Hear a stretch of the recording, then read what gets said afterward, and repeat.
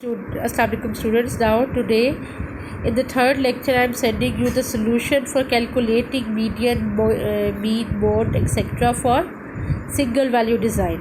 सबसे पहले always remember that single value design is a type of group data. Single value design जिसे आप discrete distribution भी कहते हैं, that is not an ungrouped data, that is a special type of group data.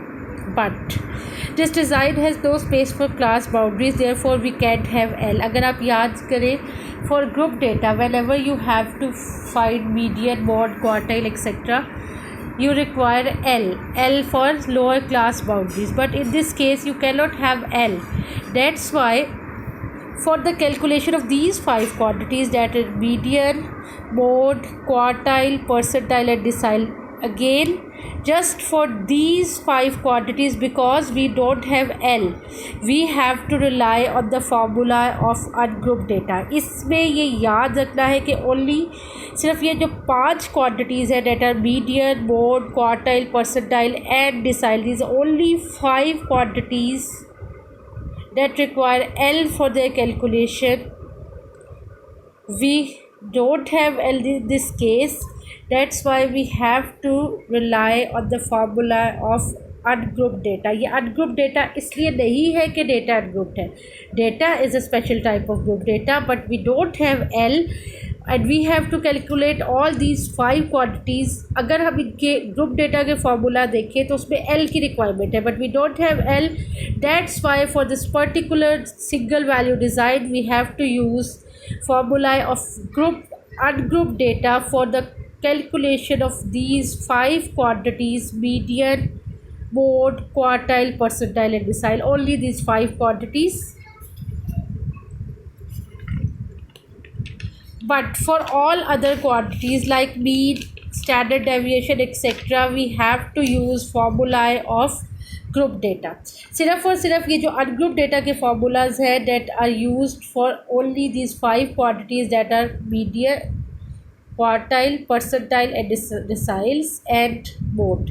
ये 5 quantities के अलावा जितनी भी क्वांटिटीज़ होगी उसके लिए आपको ग्रुप डेटा का फॉर्मूला यूज़ करना है. But for this 5 quantities that are median, quartile, percentile, decile and mode, I am saying it for the third time just to remind you that only for these 5 quantities you have to use formula of ungrouped data for single value design or discrete distribution. Now there is an example of question number 1, that is calculate mean, quartile, median, D for P28 and mode from the given data. Now look at the data. Data has 2 columns, number of children and number of families. Now the first question which arises in the mind of the student, which one is x, which one is f, इसमें ये variable कौन सा होगा, frequency कौन सी होगी. So always remember that the variable which is arranged sequentially, like look over here, 0, 1, 2, 3, ये sequential arrangement है. That variable which is arranged sequentially is the main variable x. और जो ऑसिलेट कर रहा है, for this first it is increasing, then decreasing, increasing, decreasing patterns बना रहा है, डैट इज़ एक्चुअली फ्रीक्वेंसी. तो 2 वेरिएबल्स में पहला जो क्वेश्चन अराइज करता है वो ये कि एक्स कौन सा है, एफ कौन सा है. The arranged one is X and the random one is F.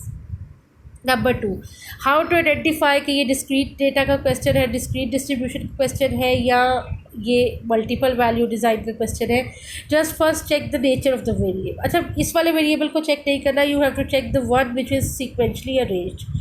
Now the variable is number of children. Number of children is always discrete. Zaira, you cannot have 1.5 children in your family. You either have 1 or 2 or 3 or 4 or 5 children. You cannot have 1.6, 2.8, 2.9 children.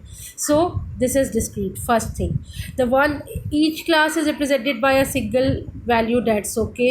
Number 2, the values are small. Yes, these are small values from 0 to 5. That the range is from maximum minus minimum. The maximum value is 5, the minimum value is 0. 5 minus 0 is a small range. For single value design, the range should be less than 50. That's okay. The range is only 5 over here. First of all, you have to add your frequency, that is equal to 66. अब आपने mean calculate करना है. For calculation of mean, you have to use the formula of group data, that is sum fx over f. यहाँ group data का formula लगेगा. मुझे ये WhatsApp पे कई बार स्टूडेंट से बार बार पूछा है कि फॉर मीन कौन सा फार्मूला लगाएंगे, for mean and all other quantities except for those 5 quantities which I have already mentioned, you have to use formula of group data. सिर्फ 5 quantities median, quartile, percentile, decile and mode ungroup data से होगी, बाकी सारे formulas group के लगेंगे। तो यहाँ mean के लिए ग्रुप का फार्मूला क्या होता है, sum F X over sum F. आपने इस वही फार्मूला यहाँ अप्लाई करना है।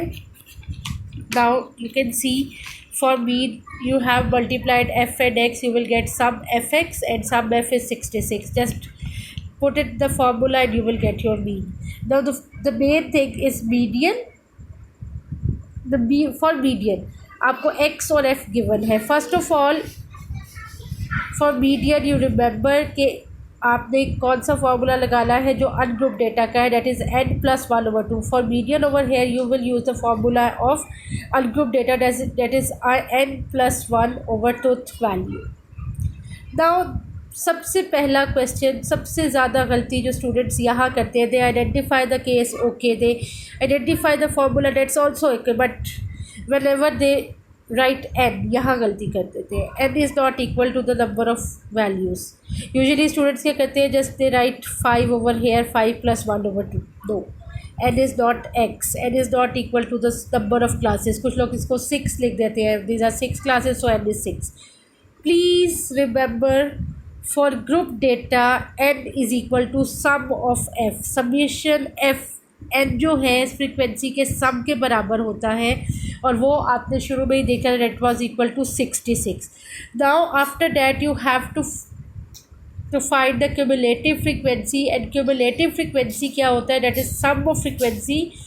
First of all you have to write the first frequency as it is. ये 8 था, ये 8 ही आ जाएगा। That 8 + 15 23, 23 + 7 30, 30 + 24 that is 54, 54 + 10 is 64, 64 + 2 66. Every previous class cumulative frequency is added to the frequency of the next class, and then you get that required cumulative frequency for that class.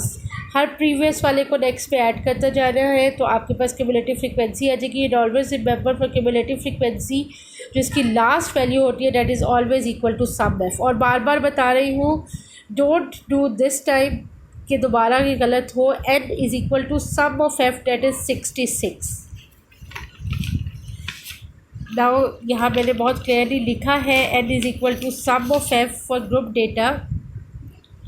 Now sum of f is equal to 66, that is equal to n+1/2, n+1 that is 67। 67 को 2 पे divide किया, देख ले n यहाँ मैंने सम f के equal रखा है, that is 33.5th value. 33.5th value is actually your, that is actually the location for the median.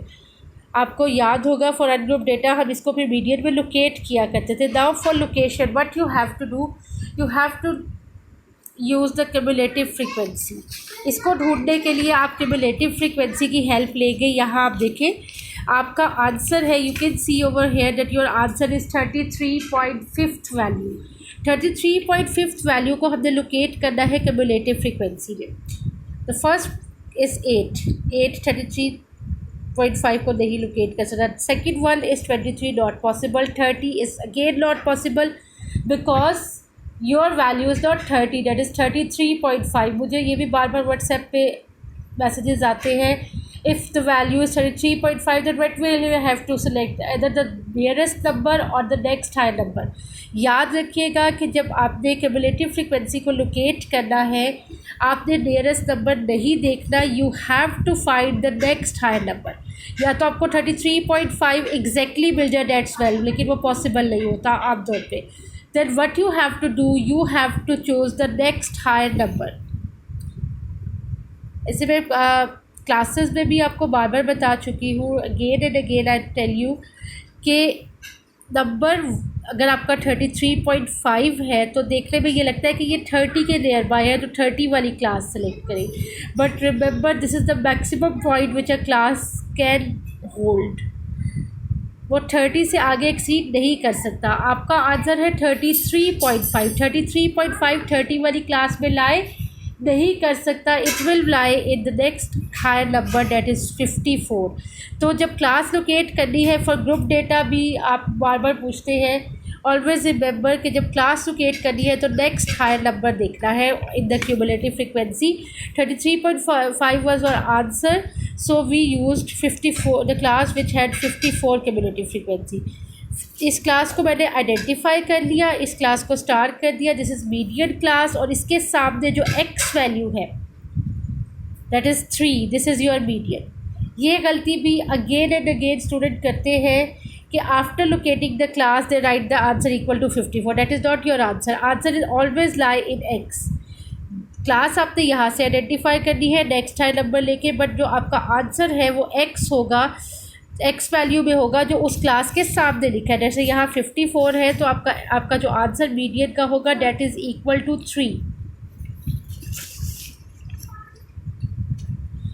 ये सारा मेरे डिस्क्रिप्शन यहाँ लिखी हुई है। In finding locating value 33.5 in cumulative frequency, be careful, either you have to find exact 33.5, which is not possible in almost all cases, but in some cases you may find, but 99% you will not find 33.5 exactly. Then what you have to do, you have to select the next high number, जो हमने यहाँ पे 54 पहले select कर लिया है। Now in class having cumulative frequency, now the class having cumulative frequency equal to 54 is selected. X value corresponding to 54 will be your median। ये मैंने आपको पहले भी बताया है कि 54 आपका आंसर नहीं है, your answer will lie in x value. 54 के सामने जो आपका एक्स वैल्यू है that is your median. In the same way जिस तरह आपने मीडियन कैलकुलेट किया है, इस फार्मूला में एन की जगह आप 66 पुट करेंगे तो क्वार्टाइल 3 आ जाएगा, उसको फिर आपने क्यूमुलेटिव में चेक करना है। Your x value corresponding to that will be your quartile 3. That for decile you have to use this formula, and for P28 you have to use this formula. But again be careful about the mistakes कि n is always equal to sum f, that is 66. Number 2, the next high number in cumulative frequency is selected। next high number देखना है, nearest number नहीं देखना। you have to precise that you will select the next high number।